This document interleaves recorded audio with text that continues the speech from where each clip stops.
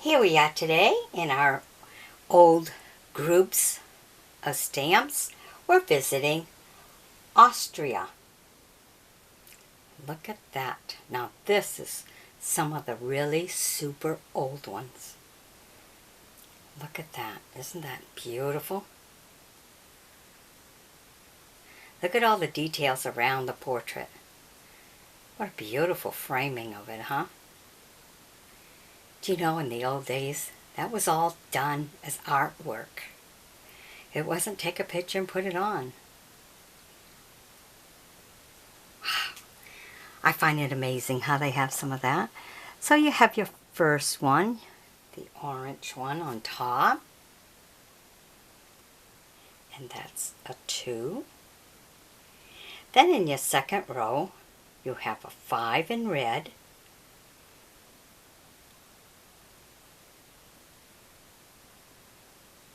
And, well, the almost looks like an 8 in red. I'm not sure. I mean, in green. The cancellations on top of it. You have the big 2, because I guess it must have been 2 a.m. I don't know. But it does look like an 8.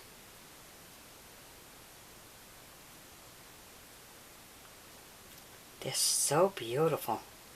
I just love the fanciness of it all.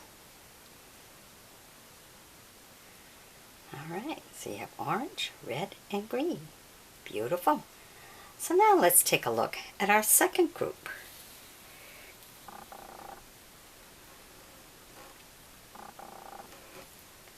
There we go. Now this one's really good by putting the numbers in the corners. So first you have a 2 in brown. And if you notice, it's 1912.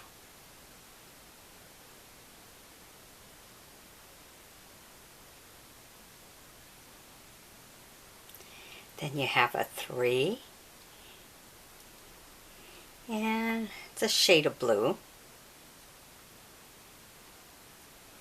Then in your second row, you have a 5. And what looks, well, it's pinkish, but it may have been red. You know how time can take care, or sun can take care of some of that fading out. So I believe that probably was red. Looks more pinkish.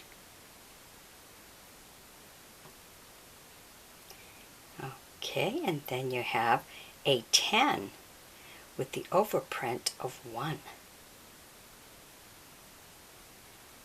Plaster 1.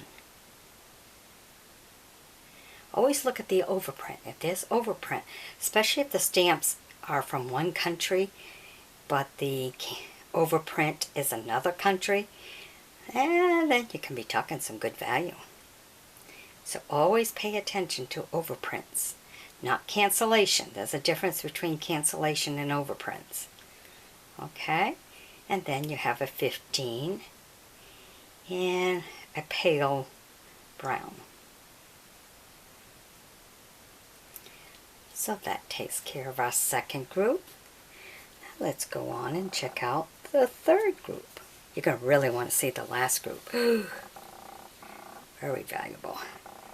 Okay, and here's our third group. Again, we have a 2 in brown. We have a 5 in blue. Then on the second row, we have a 10, that pinkish red. We have a 20, now that one's different, in green.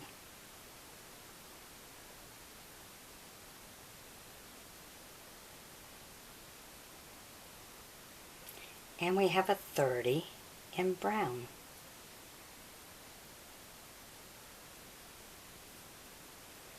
Pretty cool, huh? That green is really different. That one you don't see very often. If you notice, he's in a square. He's not the round portrait like most of them are. Now we go to the most famous one of them all.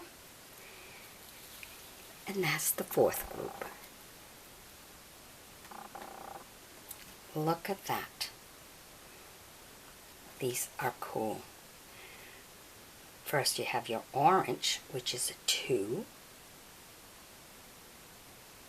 You have your pinkish red. I'm saying pinkish red because it's, you know, it may have been red, but it's really pink. So it may have really been pink. Well, it's a mixture, I guess. And that's a 5. And then you have the blue. That is a 10. Now these 3 really takes you back in time. It's from the beginning of these stamps and everything. So they're very good, very popular to collect, for collectors. Not something you're going to find very often. You can buy a bag of old stamps and you may not find that one at all, but here we have it. Alright, I hope you've enjoyed my bringing these to you. Be sure to sub me, join me as a friend, and by all means, share the video with other stamp collectors, because I think someone's really going to like this one. Alright, I paired them up in groups because I'm ready to resell everything. I've reached that time in my life. So I think out of these one, between the first group and this group, are the 2 most popular. So hopefully either the first group or this one will be on the top picture of this video. I hope it's this one. Alright, thank you very much for watching, and I'd appreciate it if you shared them. Bye-bye now.